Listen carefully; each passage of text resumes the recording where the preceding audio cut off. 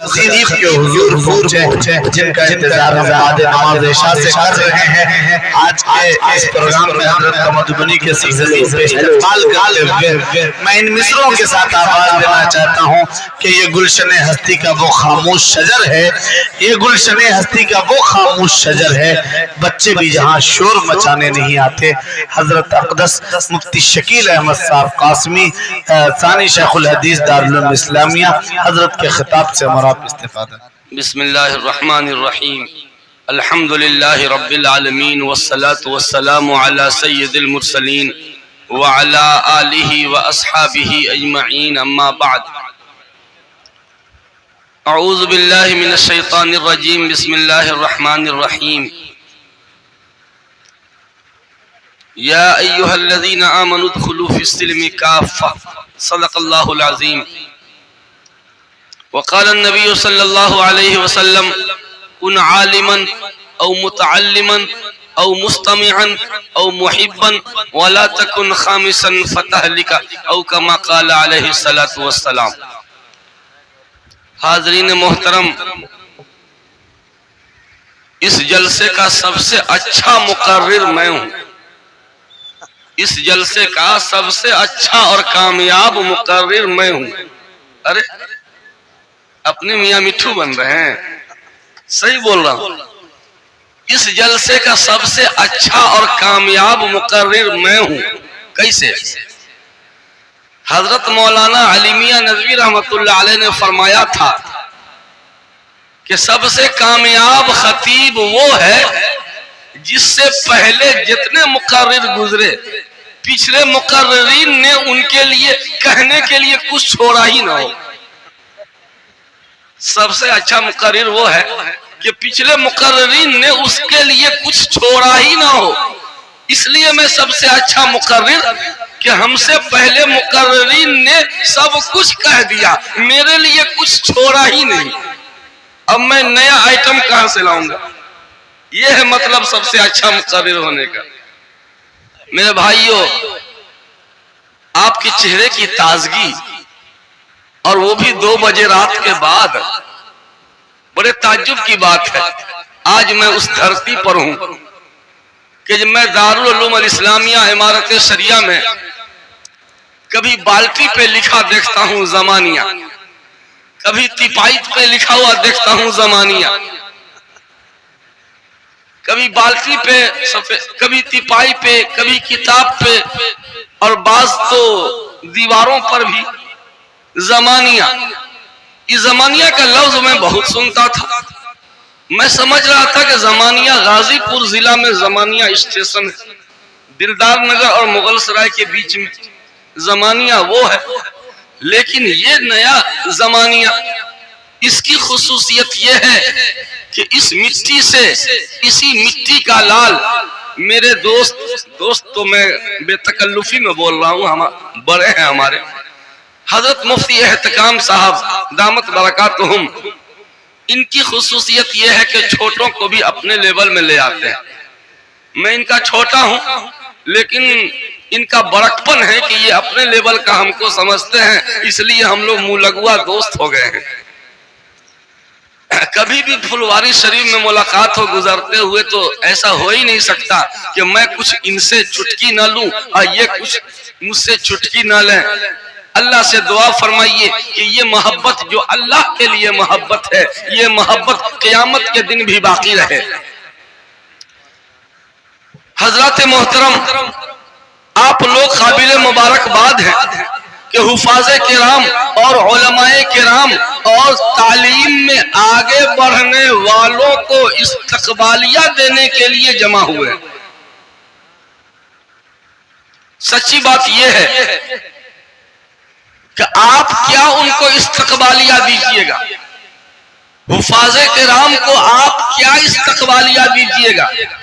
आपकी औकात क्या है? इन्हें तो अल्लाह के फरिश्ते भी इस्तकबालिया देते हैं। कल क़यामत के दिन इनको क्या, इनके वालिदैन को भी इस्तकबालिया दिया जाएगा।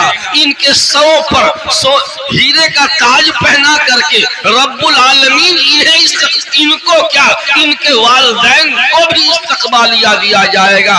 मैं समझता हूँ कि जितने हुफ्फाज फारिग हुए हैं और मदारिस में पढ़ने वाले और फारिग उलमाए किराम, सिर्फ उन्हीं को इस्तकबालिया मत दीजिए, बल्कि आज की मजलिस में उनके वालिदैन को भी इस्तकबालिया दीजिए।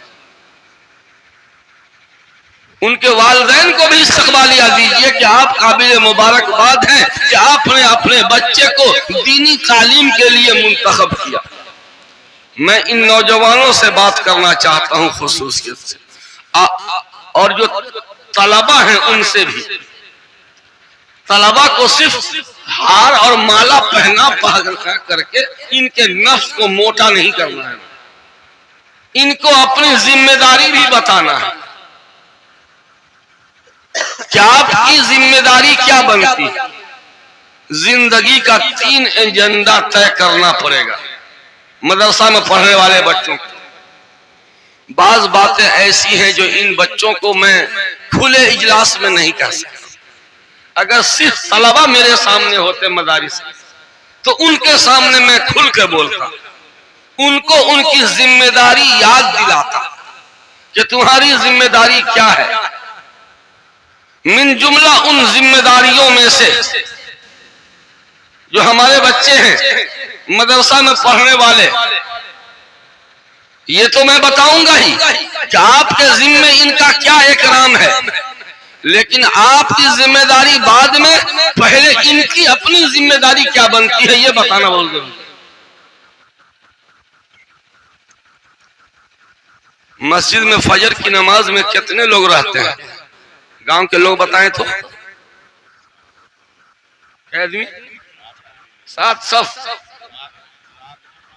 7 नमाजी। अब मुझे मालूम हुआ है कि इस गांव में मदरसा में पढ़ने वाले हर घर में हैं। जितने उलमा यहाँ हैं उतना उमूमन दूसरे गांव में नहीं।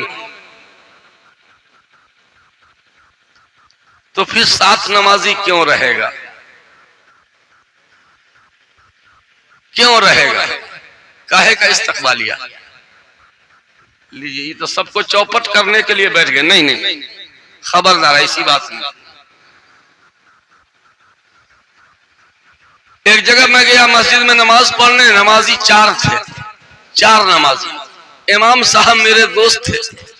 मैंने कहा ये क्या कर रहे हो भाई, 4 ही नमाजी हैं, नमाजी क्यों नहीं बढ़ाते हो? लोगों को दावत दो, मस्जिद जोड़ो। ना हजरत, माफ कीजिए, नमाजियों की तादाद नहीं बढ़ाना है हमको। अरे अरे, ऐसी बात कर रहे हजरत, ये 4 नमाजी नाक में दम किए हुआ है हमको। इमाम ने कहा ये 4 मिलकर के नाक में दम किया हुआ है, जितना नमाजी बढ़ेगा सब हमको भौजाई समझ लेगा। इमाम साहब गांव देहात में कहते हैं बुर्बक की जोरू सबकी भौजाई। 4 आदमी हमको नाक में दम किए हुआ है, ये 5वां छठा आएगा तो नाक में क्या, कान में भी दम कर देगा।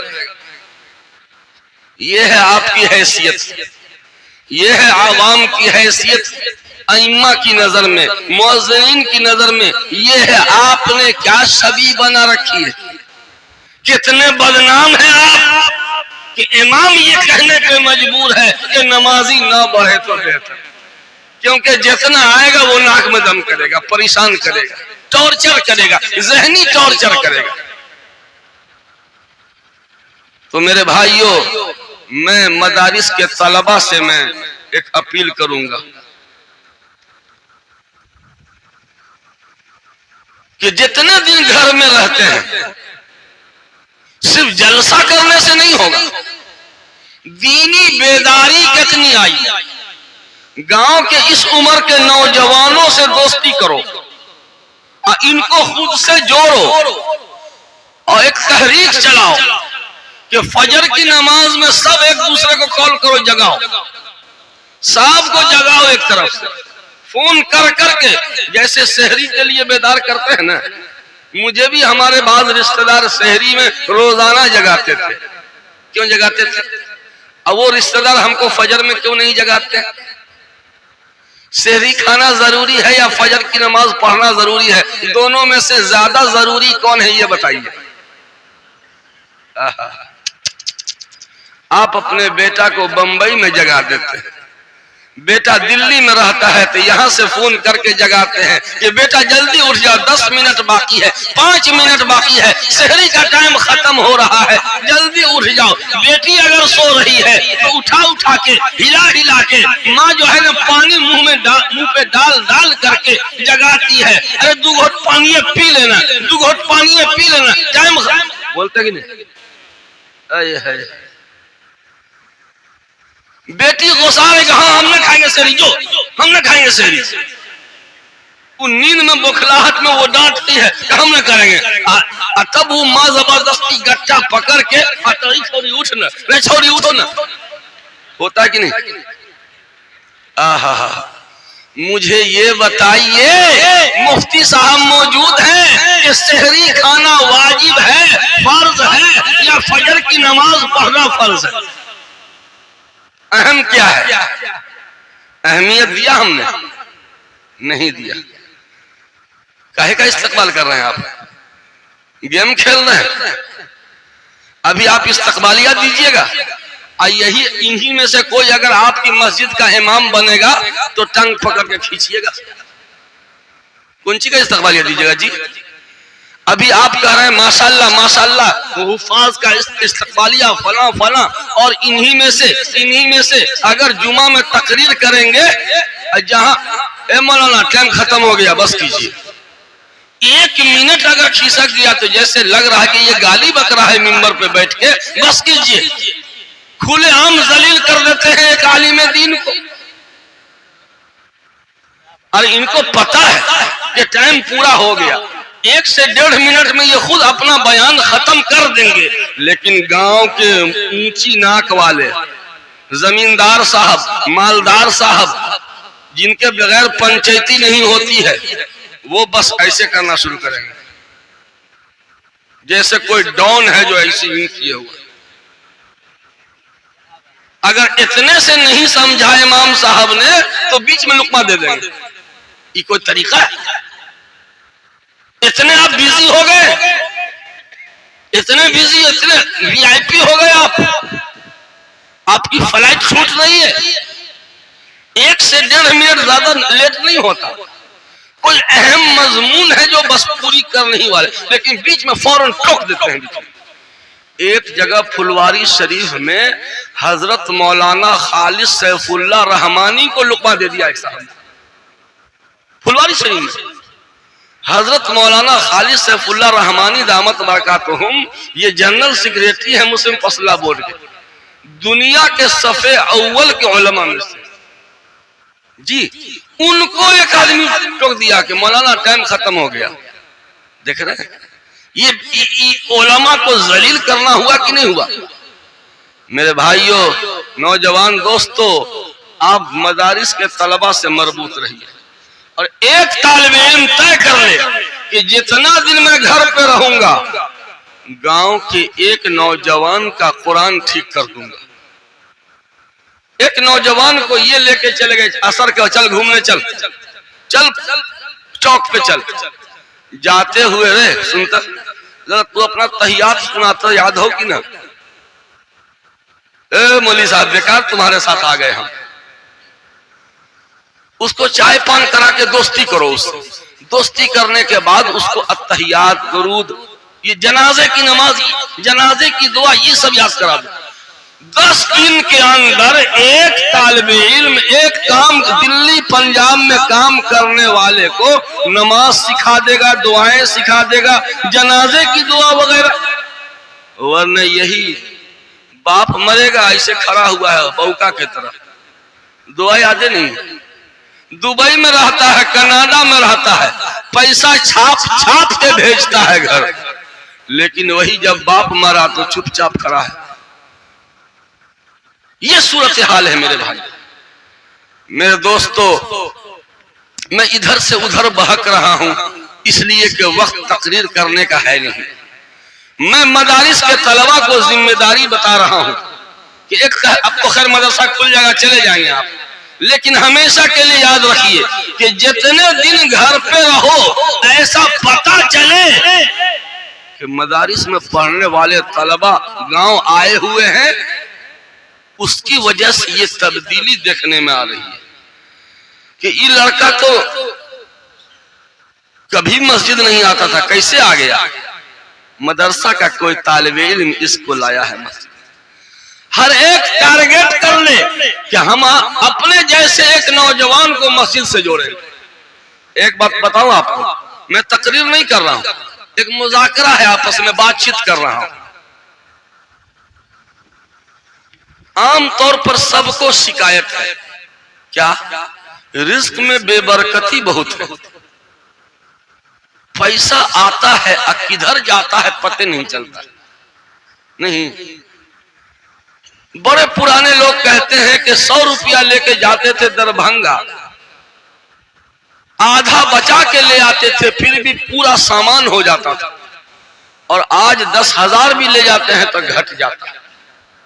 पैसे में बेबरकती बहुत है ना? क्यों? वजह जानते हैं? रिस्क के तकसीम के टाइम हम लोग सोए रहते हैं। रोजी के बंटवारा का टाइम जो है वो कब है? तुलुए सुबह सादिक से तुलुए आफताब तक, ये 1.25 घंटा का टाइम है। रोजी के बंटवारा काउंटर खुला हुआ है, अल्लाह देने के लिए मूड बनाए है कि आओ आओ लो। भाई आपके गांव में राशन बंटता है कि नहीं? डीलर जो राशन बांटता है क्या पूरे महीना मिलता ही रहता है क्या? पता चल गया ना कि राशन बट रहा है तो फौरन फिंगर लेने के लिए पहुंच जाते हैं ना, या डीलर खुद आपके घर में फिंगर वाली मशीन लेके चला आता है, ऐसा है ना? लेकिन एक आदमी फिंगर दे दिया तो सबका मिल जाता है, ऐसा है ना? लेकिन अल्लाह के यहाँ राशन की बरकत मिलेगी, हर बालिग का फिंगर लगाना जरूरी है, एक आदमी के फिंगर से नहीं।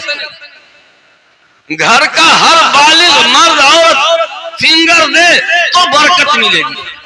आप हाजी साहब हैं, नमाजी हैं माशाअल्लाह, आप तो मस्जिद जाके नमाज पढ़ लिए तो एक आदमी की बरकत मिल गई, लेकिन आपकी बीवी सोई हुई है, बेटी सोई हुई है, बहू सोई हुई है, बेटा सोया हुआ है, तो एक आदमी की बरकत से ये 10 आदमी का खर्चा चलेगा।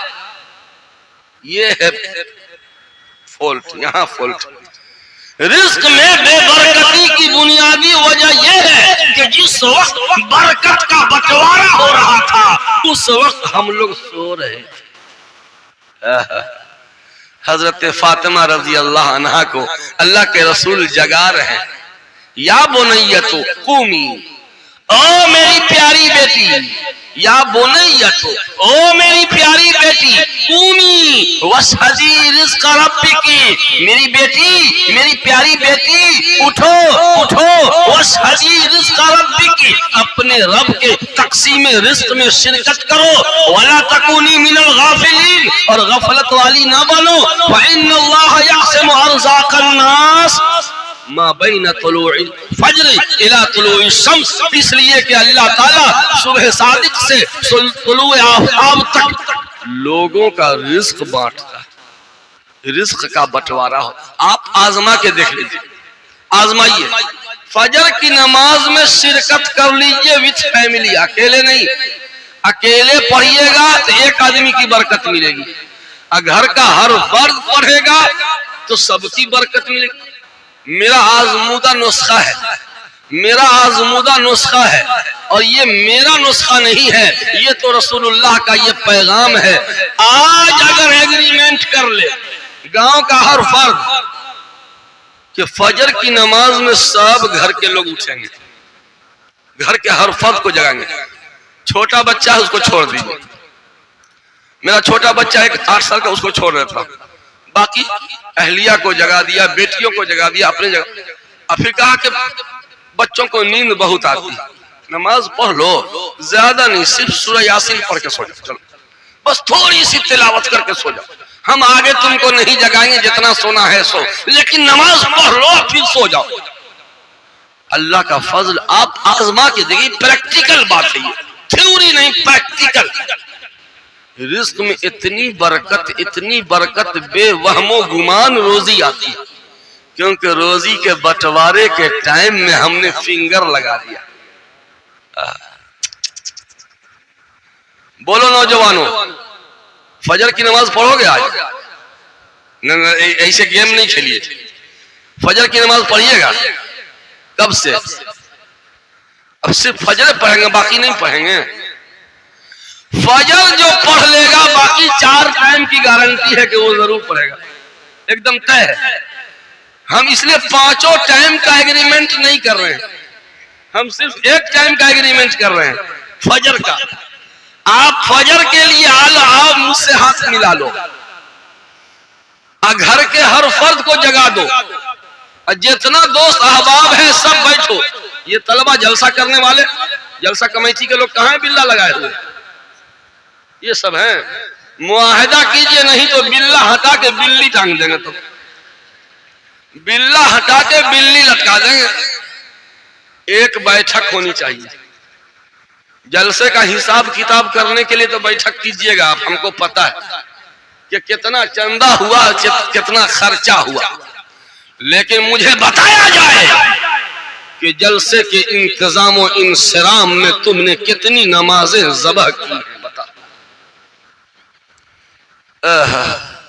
न तुम सदमे हमें देते, न हम फरियाद यूं करते, न खुलते राजे सर बस्ता, न यूं रुसवाइयां होती। जलसा के इंतजाम और इंसराम में कितनी नमाजें तुमने ज़बह की, क्यों छोड़ा? इसलिए मेरे भाई, बैठक में ये तय होना चाहिए कि साल में एक बार जलसा करा देना ये मसले का हल नहीं। दीनी बेदारी कितनी आई, और ये जितने लड़के हैं वो किसी न किसी के भाई हैं, तो अपनी अपनी बहनों के अंदर दीनी बेदारी कितनी आई। ऐसा है कि नहीं कि हाजी साहब के घर से, नमाजी साहब के घर से, प्रोफेसर साहब के घर से, मुखिया जी के घर से, मास्टर साहब के घर से, अभी कल की बात है, मैं तकरीर में घूम घूम के ये बोल रहा हूं, कल फिर मैंने ये देखा, क्या एक फैशन चला हुआ है, ऑनलाइन शॉपिंग। ऑनलाइन शॉपिंग ये लफ्ज मैंने कभी पहले सुना भी नहीं था। ऑनलाइन मार्केटिंग ना होती है, सामान मंगवाते हैं, ये हमारी बेटियां, हमारी बहनें, सैंडल ऑनलाइन, निकाब ऑनलाइन, सिंगार बॉक्स ऑनलाइन, मेहंदी ऑनलाइन, है कि नहीं? अब देखिए ऑनलाइन खाना पीना होता है कि नहीं? आप लोग भी ऑनलाइन हंस रहे हैं क्या? नहीं है, ऑनलाइन हंसने की सुविधा प्राप्त नहीं है। हंसना हो तो ऑफलाइन हंसिए। हर चीज ऑनलाइन चल रहा है। कल भी मैंने देखा एक जवान लड़की घर से निकली और वो बक्सा टांगे हुआ पीठ पर आया और वो सामान रिसीव कर रही है, और उसका बाप मौगा, उसको पता नहीं, वो खुद सामान रिसीव नहीं करेगा और जवान बेटी को गैर मुस्लिम के आगे भेज दिया कि जाओ अपनी मुस्कुराहट से उसका इस्तकबाल करो जाके। ये हो रहा है कि नहीं हो रहा? थर्मस मंगाओ ऑनलाइन।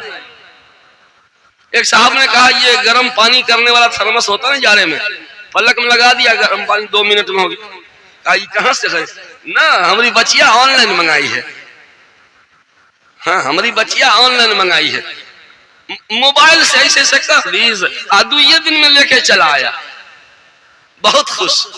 मतलब कि हमारी बेटी पढ़ी लिखी है ना, हमारी पुतो पढ़ी लिखी है ना, मोबाइल से घरे के अंदर पर्दे में गर्दा उड़ा रही है।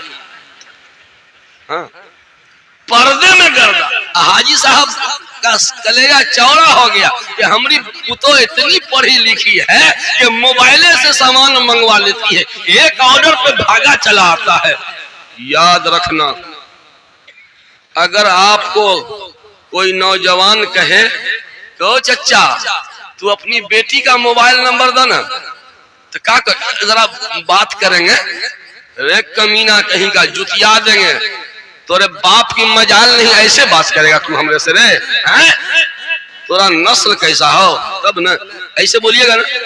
अगर कोई गांव का नौजवान आपको कहता है कि अपनी नईकी पुतों का मोबाइल नंबर दीजिए, बात करेंगे, अपनी बड़की बेटी का मोबाइल नंबर दीजिए, बात किया करेंगे, आपे से बाहर हो जाइएगा क्या कि मरदूद कहीं का।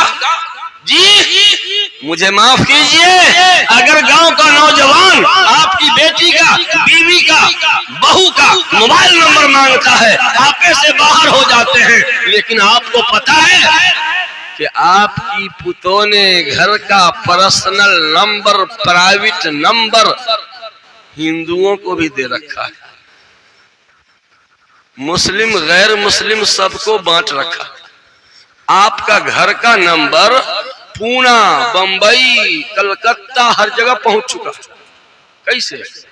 वो जो ऑनलाइन ऑर्डर हुआ ना, तो ये नंबर उसके ब्रांच में पहुंचा, हेडक्वार्टर में पहुंचा, और वहां से ऑर्डर हुआ कि ये माल लेकर के वहां जाओ, पहुंचाओ। जितने तालीम याफ्ता गांव सब कहलाते हैं ना, इन गांवों में ये वबा और ज्यादा है कि आपकी जवान बेटी ऐसे दुपट्टा रख करके और ऑनलाइन सामान रिसीव कर रही, बस ऐसे यूं दुपट्टा, सर पे कुछ भी नहीं। मैंने खुद देखा एक लड़की यूं कान में मोबाइल लगाए हुए घर से निकलती है, बड़ी हवेली थी, बड़ा मकान था,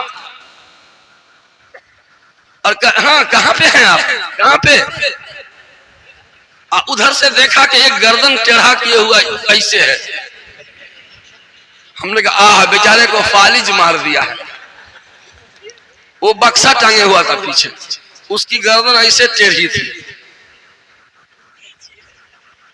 अब कहाँ है? देखिए ये देखिए, ये मस्जिद देख रहे हैं? हाँ हाँ हाँ देखा। बस बस उससे थोड़ा सा आगे बढ़िए, हम रोडे पर खड़े हैं। आइए ना, आइए ना। कहाँ नजर? देखिए देखिए, लाल दुपट्टा हमारे गर्दन पे। हाँ हाँ हाँ देख ले। ठीक ठीक, आइए। अब जो आया माशाल्लाह, क्या कहने, ये जो आपकी बेटी है ना, वो उसकी पहली जियाफत, मेहमान की जियाफत होती है ना, स्टार्टर पेश किया जाता है ना, वो जो ऑनलाइन सामान लेकर गैर मुस्लिम आया हुआ है, उसकी पहली जियाफत होती है मुस्कुराहट के जरिए। मुस्कुरा करके उसका पुरजोश इस्तकबाल किया जाता है और कहती है आपको पहुंचने में बहुत दिक्कत हो गई। कोई बात नहीं, हमारा तो यही काम है मैडम, मेरा तो यही काम है, दिक्कत की क्या बात है। और वो आपस में मुस्कुराहटों का तबादला होता है कि शैतान भी शर्मिंदा हो रहा होगा। क्या ये वही लड़की है जिसका बाप खाने काबा के पास पहुंचकर कह रहा था लब्बैक लब्बैक अल्लाहुम्मा लब्बैक ला शरीका लक ये तो वही लड़की है ना जिसका बाप काबतुल्लाह का तवाफ कर रहा था, तलबिया पढ़ रहा था, अरफात और मिना मुज़दलिफा में क़याम किया था। आज उसकी बेटी गैर मुस्लिमों की ज़ियाफत अपने मुस्कुराहटों से कर रही है। मेरे दोस्तों, इस फैशन पर रोक लगाइए, रोक लगाइए। खबरदार, कोई सामान ऑनलाइन नहीं आएगा, अगर आएगा तो मर्द मंगवाएगा। मंगवाइए, मना नहीं करता, मर्द मंगवाए। अपना नंबर, मर्द जो नंबर इस्तेमाल करता है वो नंबर, उस नंबर से बुक कीजिए। पहुंचने का टाइम आप दे दीजिए। आप टीचर है ना, एड्रेस घर का मत दीजिए, उस स्कूल का एड्रेस दीजिए कि इतना बजे से इतना बजे तक में हम स्कूल में मिलेंगे, वहां पहुंचाओ। और अगर तुम शाम को तो वो आता नहीं, उसके भी ऑफिस का टाइम हुआ करता है। ये गांव में ये वबा फैल चुकी है। अबे पर्दे, कोई भी फेरी वाला, सूट बेचने वाला, सिंहार का सामान बेचने वाला गैर मुस्लिम आता है, नई नई दुल्हन भी सब रोड पे चली आती है घेर लेती। या आंगन में बोला लेती है और 1 घंटा तक उसका दिमाग चाटती है। ये क्या हो रहा है? काहे का पर्दा है ये सब बेपर्दगी का वबाल है जो शैतान को खुश करने वाला काम हम कर रहे हैं। तो मेरे भाइयों, वक्त नहीं है कि मैं कुछ अर्ज कर सकूं, मैं अपनी बात खत्म कर रहा हूं। बेतरतीबी से कुछ का कुछ मैं बोलता चला जा रहा हूं। जो जो बातें मेरे जहन में अचानक आ रही हैं उछल करके, वो मैं बता रहा हूं। मैं मदारिस के तलबा को दिल की अथाह गहराइयों से सलाम पेश करता हूं। बस इतना सा काम कीजिए कि घर में जितने दिन रहो ग्रुप बना करके सबको मस्जिद से जोड़ दो, और जब मदरसे में रहो तो इन नौजवानों से राबता करो कि नमाज पढ़ रहे हो कि नहीं। बस एक काम की तहरीक छेड़ दो कि गांव में कोई बेनमाजी न रहने, सबको मस्जिद से जोड़ने का काम हम करेंगे इंशाअल्लाह। और आप लोगों को कहता हूं कि आप लोग मदरसे में पढ़ने वालों से जुड़ के रहिए, इंशाअल्लाह शैतान आपका अगवा नहीं कर पाएगा। मैं ये बात अर्ज कर रहा था, रिस्क में बेबरकती होती है नमाज छोड़ने से, और खुसूसन फजर की नमाज छोड़ने से रिस्क में बहुत ज्यादा बेबरकती होती है। और दूसरी बेबरकती की वजह जानते हैं? कतर रहमी, रिश्तेदारों से झगड़ा, रिश्तेदार से बोलचाल बंद। कितने आदमी हैं जिनको तमाम रिश्तेदारों से अच्छे ताल्लुकात हैं? बहुत कम, बहुत कम। दूसरों से झगड़ा नहीं, भाई को भाई से झगड़ा है। बड़े खुशनसीब हैं वो लोग जिनको भाइयों में बहुत अच्छे ताल्लुकात हैं। अब भाइयों में जो ताल्लुकात खराब होते हैं इन भाइयों की बीवियों की वजह से। वो अलग अलग घर से आई है, वो दूसरे घर से, ये दूसरे घर से, ये दोनों जहेज में कैंची लेके आई है। ये दोनों भाई जो खूनी रिश्ता है, खूनी रिश्ते में दरार डाल देती है। आपस में रिश्तेदारों में ताल्लुकात खराब रहने से रिज्क में बहुत बेबरकती होती, बहुत ज्यादा। ए भाई, आज सूरत हाल ये है कि ये जो झगड़ा होता है रिश्तेदारों में, उसकी वजह जानते हैं? ये एक आंगन जो है ना, एक आंगन, ये झगड़े की जड़ है। अगर अल्लाह तौफीक दे तो कोशिश कीजिए कि हर भाई का अलग अलग आंगन हो। ये ज्वाइंट फैमिली वाला निजाम और एक ही आंगन वाला निजाम, ये पोल्ट्री फार्म के तरह एक ही मुर्गी का दरबा होता ना, खोल रहा, एक ही आंगन में सब भरे हुए हैं। अब बच्चा, चचेरा भाई, उसका बेटा, इसका, दोनों आपस में खेलता है और दोनों की वजह से दोनों की मां लड़ जाती है। ये मुर्गी पाले हुई है, इसकी मुर्गी उधर जाके पकाना कर दी, तो वो चिड़ में जा करके, इसके पास 4 मुर्गी है, उसने 8 मुर्गी खरीद लिया। ये सच्चा वाकया। इसने 4 मुर्गी रखा था, इसने 8 मुर्गी खरीद लिया कि ये मुर्गी से हगवाएगी तो हम भी भेजेंगे उधर। मैं जानबूझ के ये बोला, एकदम ऐसा हुआ है। अब उसकी मुर्गी इधर, उसकी मुर्गी इधर, लीजिए ये 2 टांग वाली मुर्गी, वो भी 2 टांग वाली है और ये भी 2 टांग वाली मुर्गी है। हाँ, मुर्गी वाली जो है ना, वो भी मुर्गी की तरह लड़ती है। ये मुर्गी की वजह से आपस में लड़ गए और दोनों गोतनी में बोलचाल बंद है। अब एक भाई का बच्चा घूमते घूमते चच्ची की तरफ चला गया और चच्ची कुछ पका रही थी, कुछ खाने का सामान हाथ में दे दी, बच्चा खाते खाते आ गया। अब उसकी माँ पूरे, कौन दर को रे, कौन दिया ये, तो डर गया। इस चच्ची दी से एक चाटा, फकीरवा का जना फकीरवा, काहे उधर गया रे, काहे गया उधर, एक चाटा लगाती है। अब वो गलत नहीं, ये आवाज उधर जा रही है। जिस चच्ची ने उसको दिया है वो जो सुनेगी कि हमारे देने की वजह से वो बच्चे को मार रही है, तो दिल में तकलीफ पहुंचेगी ना। ये क्यों हुआ? एक आंगन की वजह से हुआ। मैं ये नहीं कहता हूं कि अभी ये जाके बीच में दीवार घेर दीजिए, ये मतलब नहीं। हाँ, न तो कहिएगा कि मौलवी साहब तो बोले हैं बीच में दीवार घेरो, नहीं। मतलब कहने का ये कि एक आंगन वाला जो सिस्टम है कि 4-4, 5-5 भाई का एक आंगन। लोग कहते हैं कि ना हम लोगों में इतना मिलान है कि एक के आंगना है। मिलान नहीं है, आपस में बहुत सर फुटौल होगा, तुम छुपा रहे हो, तुम छुपा रहे हो। ये जो ज्वाइंट फैमिली का जो निजाम है कि एक के देग में सबका खाना पकेगा। बुढ़वा बुढ़िया चाहता कि हम जब तक जिंदा हैं जिम से, जब तक हम जिंदा हैं चूल्हा अलग नहीं होने देंगे। ये बुढ़वा ये कामयाबी समझते हैं, एक देग में इतना इतना पको। अच्छा चलिए भाई, अब उसमें से ये अपने बच्चे को निकाल के खिला रही है, अब दूसरी वाली ओ देखो पहले से छान छान के खिलाए जा है अपने बच्चा को, तो हम न काहे खिलावेंगे, ले बाबू रे तू भी खो ले। ऐसा होता है। फिर ज्वाइंट फैमिली में क्या होगा कि कपड़ा बनाने में एक भाई को गार्जियन मान लिया और सब भाई कमा कमा के बड़का भैया को दे रहा है। अब बड़का भैया क्या करेगा, अपने बाल बच्चा का इलाज पटना से या दरभंगा से, और जो छोटे भाई के बच्चा को मेडिकल से दवाई लाके दे दिया, अपने बच्चे का बेहतरीन इलाज, और दूसरे भाई के बच्चा का चुटपुटिया डॉक्टर झोला छाप से करा दिया। ये होता है।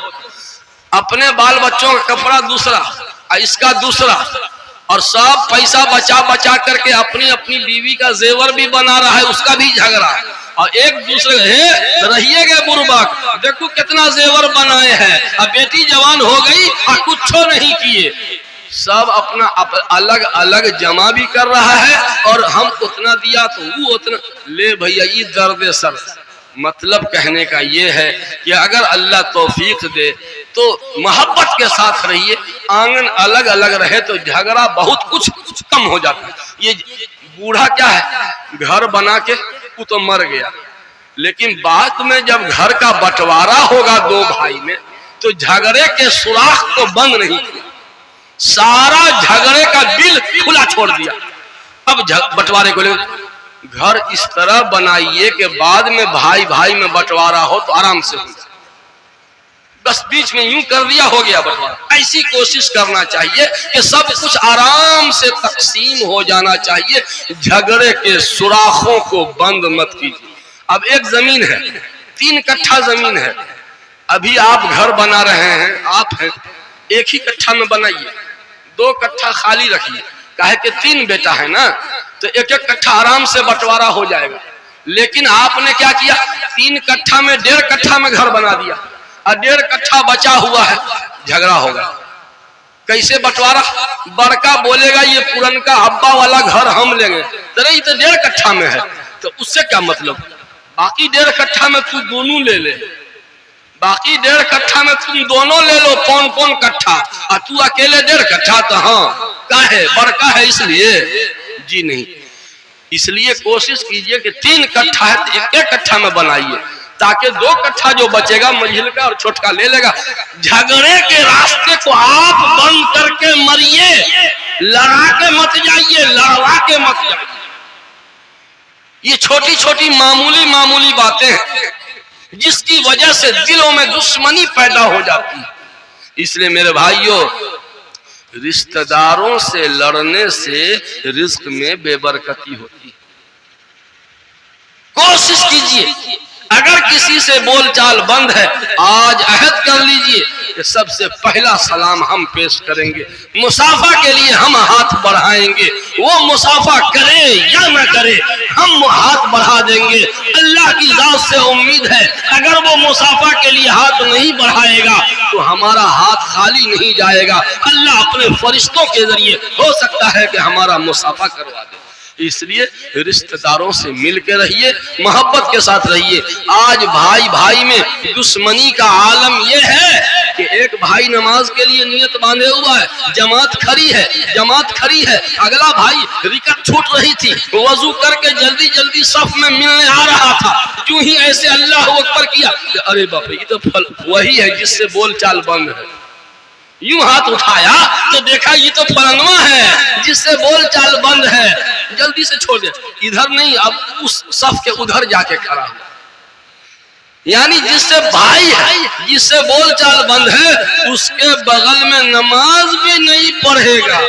जी, बाज कम बखत ऐसे हैं जो कहते हैं कि मेरे जनाजे में शरीक नहीं होगा, मेरे बाप के जनाजे में नहीं शरीक हो सकता, हमारी तरफ से इजाजत नहीं है। तेरे बाप की बपौती है क्या? तुम्हारा बाप मर गया, जनाजे की नमाज तुम्हारे बाप की नहीं है, बाप तुम्हारा है और उसकी जनाजा है ना, ये तुम्हारे बाप की बपौती नहीं है। कोई भी जनाजे में शरीक हो सकता है। बेटा को जनाजे से रोकने का अधिकार है? पूछिए तो। ऐसा हुआ है जनाब, इसलिए बोल रहा हूं कि हम जनाजे में फलानमा को नहीं शरीक होने देंगे। लीजिए मेरे भाइयों, रिश्तेदारों से लड़ने से रिज्क में बेबरकती होती है। बस वक्त ज्यादा हो गया, बहकी बहकी अजीब अजीब बातें, पता नहीं मैं क्या क्या बोलता चला गया। मैं तो चाहता था कि मैं खुल के बोलता, मुरत्तब अंदाज में बोलता, लेकिन वक्त आखिरी हो चुका है। इतना ज्यादा वक्त तक बोलने से फर्क नहीं पड़ता। असल तो ये है कि अपने अंदर बेदारी लाएं।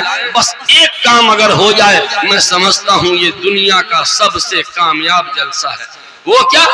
हमारे मदारिस के तलबा एक तहरीक छेड़ दे कि सबको मस्जिद से जोड़ देना है। जितने दिन घर पे हो, सबका हाथ पकड़ पकड़ के खुशामद कर करके, और सबसे पहला काम अपने घर में बेदार करने का। अपने घर में सबको जगा करके फिर अपने दोस्तों को जगाओ। इंशाअल्लाह धीरे धीरे इसका असर होगा। अल्लाह ताला हम सबको अमन व आफियत अता फरमाए। आमीन आमीन। व आखिरु दावाना अल्हम्दुलिल्लाहि रब्बिल आलमीन।